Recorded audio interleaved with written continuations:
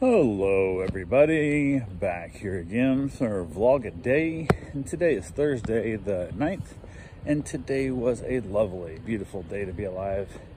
Got up this morning, fairly decent time frame.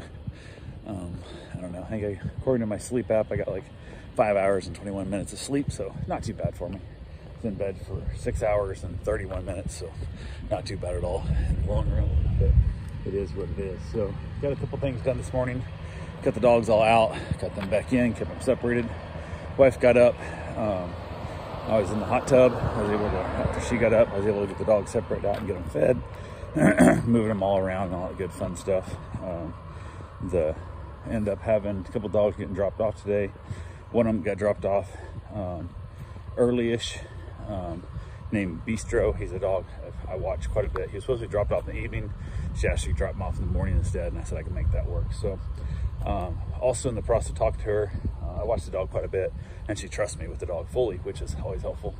And she knows that I truly love this dog. Like, I tried to buy this dog before, like, it's crazy. But asked us, said, hey, I've got a dog here that seems to be having issues with behavioral issues with other female dogs. Since Beacher is a male and he's big, dumb, and strong, does really well with this situation. Do you mind if I let them interact to see if I can get them to basically wear each other out and see if I can get the dog to behave better in this situation? And of course I'm gonna watch them fully. And she goes, yeah, 100%, I trust you. If you think they're good together, let them go and have fun with it. So I was able to get them interacting, and it was funny because the little female dog that's here that has some anger issues is trying to be dominant a little more than she should be for her size, and she gets a little bit aggressive and gets overwhelmed with play. And Bistro is really good about putting them in check. So he was able to work with her some, which worked out really well.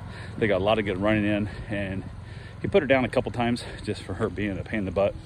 And then I went ahead after that, brought her back inside, brought the other dogs out, and I've got a young male here also that is not, he's not even a year old yet, but he gets a little bit ornery at times too. And when the three dogs are out playing, having a good time, everybody's having fun and everything's going well, he got a little aggressive with Bistro also, and Bistro put him on the ground and basically held him down, similar to what Bruce used to do to dogs.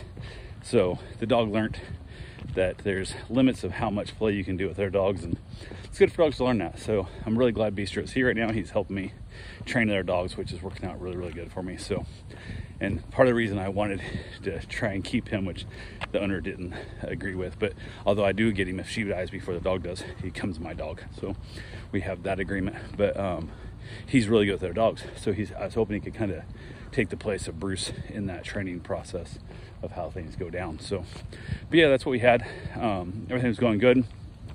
Had another dog getting dropped off in the evening, and that dog is also not dog friendly. So now I've got two dogs here at the house that are not dog friendly, which is a lot more work. It's bad enough, the one, I've been watching her forever, and I think she's got a little brain tumor or something going on. She's really old and we don't know what it is, but she started attacking gray dogs and white dogs, and then it became she attacks all dogs, and they seem to think she has more problem with female dogs than male dogs. But I don't remember the one that she really went after hardcore when I had her, oh shit, months ago, maybe last year sometime. Don't remember what dog that, if it was a boy or girl at the time. So, but she now gets isolated out. She doesn't hang around with their dogs, but she's super chill. She hangs out in the office with my wife, whatever, and then rotate her in and out. And like often, like right now, when I'm out on my run, I'll put her outside in the yard, let her lay in the sun, and then I'll go for my run, come back, put her up, and that whole thing. So, like I said, dealing with two separate dogs that both are I guess not able to be trusted or other dogs adds a lot more work to me, a lot more stress, and just that wondering how it's all going to go down. So still waiting to hear back from the owner when they're coming back from out of state, dealing with the death in the family, to get their dog that was supposedly never had an issue with other dogs at all. I got videos showing this dog being shitty, so clearly it's a thing. But the more I talked to the guy, the more he admitted to, well, there was this incident, there was these incidents, and just kept bringing up other incidents that were clearly red flags that were not disclosed to me prior to him leaving. So yeah, not real happy with that, but hopefully he'll get back soon, get his dog, and I can move on with my life and mark that dog down to never watch again, or definitely not watch again if I have a second. Dog has to be isolated apart. So aside from the isolation part, she's not bad to take care of. She's a pretty good dog overall. Loves to cuddle. She's great at people. Just gets too overwhelmed with excitement and then acts out poorly in her play, that becomes snippy, bitey, and not really attacking per se, but way too aggressive to be around other clients' dogs. So yeah, that's what we're dealing with there.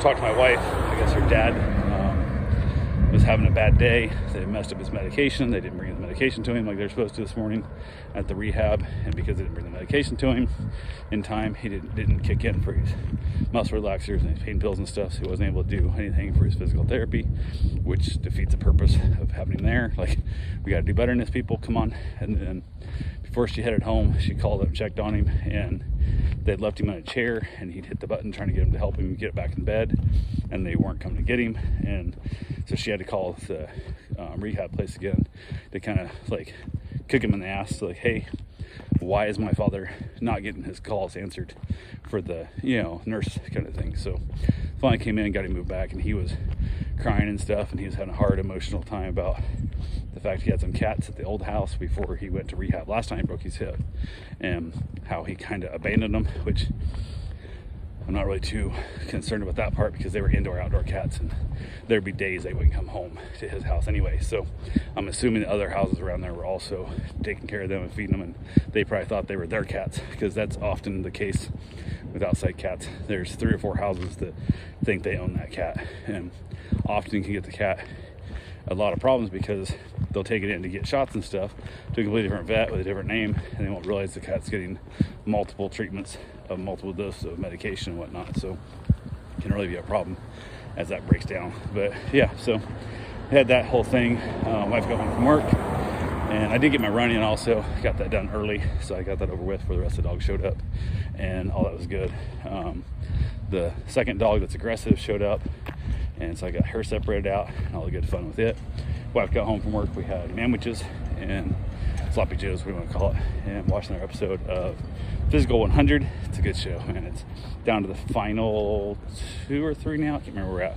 We're getting pretty low on the numbers of how many contestants are left, but overall it's been a real good show, so we're happy with it. We got to find something else to watch because it's about over.